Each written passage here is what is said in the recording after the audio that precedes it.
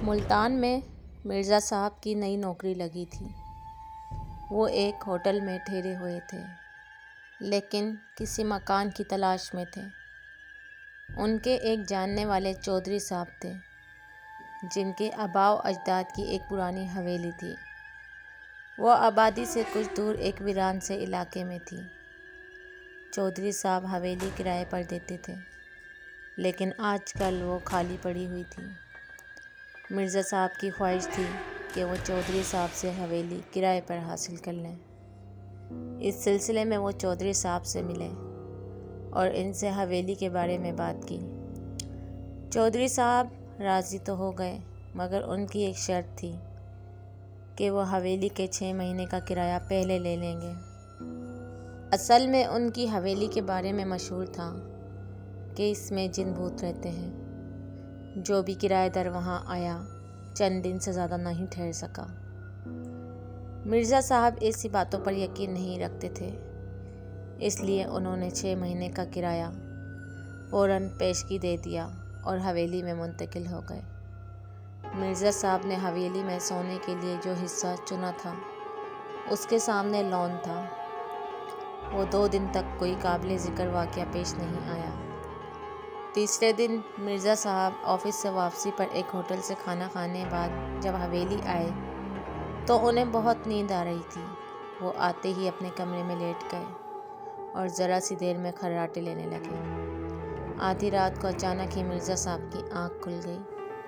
انہیں ایسا محسوس ہو رہا تھا جیسے ہزاروں لوگ ڈھول بجا رہے ہوں اور بہت سے آتی چنگاڑ رہے ہوں۔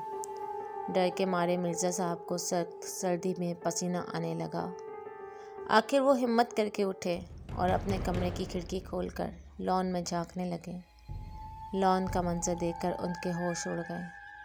سامنے ایک عورت سفید کپڑوں میں کھڑی دکھائی دے رہی تھی۔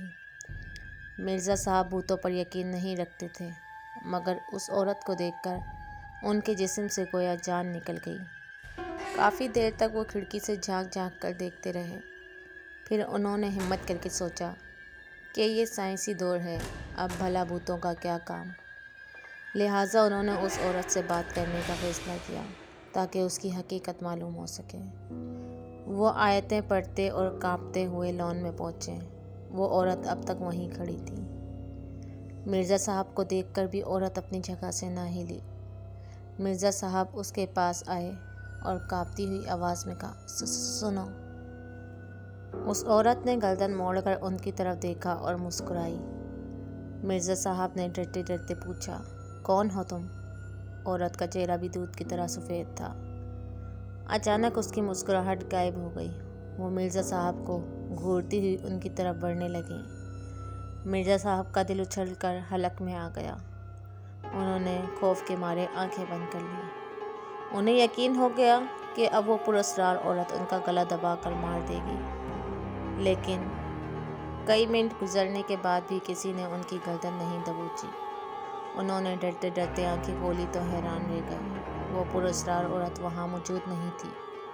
مرزا صاحب کو یقین ہو گیا تھا کہ وہ پراسرار سفید پوش عورت کوئی بدرو تھی۔ اگلے کئی روز تک مرزا صاحب بخار میں مبتلا رہے، لیکن کوئی اور واقعہ پیش نہ آیا۔ چھٹے روز آدھی رات کے وقت مرزا صاحب بے خبر سو رہے تھے کہ اچانک دروازے پر ہونے والی دستک نے انہیں جاگنے پر مجبور کر دیا۔ وہ اٹھ بیٹھے اور خوف زدہ نظروں سے دروازے کو دیکھنے لگے۔ آخر ان کے منہ سے پھنسی پھنسی آواز نکلی، کون؟ جواب میں انہیں کسی عورت کی ہنسی کی آواز سنائی دی۔ مرزا صاحب نے بدرو کا نعرہ لگایا اور گھگھیائے ہوئے ہڈی کے نیچے گھس گئے۔ عورت کی ہنسی کی آواز آتی رہی اور مرزا صاحب بیڈ کے نیچے کانپتے رہے۔ ان کا خوف اس قدر بڑھا کہ وہ بے ہوش ہو گئے، لیکن بے ہوش ہونے سے پہلے وہ فیصلہ کر چکے تھے کہ اب وہ حویلی چھوڑ دیں گے۔ اگلی صبح وہ بھاگم بھاگ چودھری صاحب کے گھر پہنچے اور ان سے کہا کہ ان کی حویلی خالی کر رہے ہیں۔ چودھری صاحب نے حیرت سے پوچھا، اتنی جلدی؟ ابھی تو آپ کو 1 مہینہ بھی نہیں ہوا۔ مرزا صاحب دونوں ہاتھ لہرا کر بولے، بس میں وہاں نہیں رہوں گا۔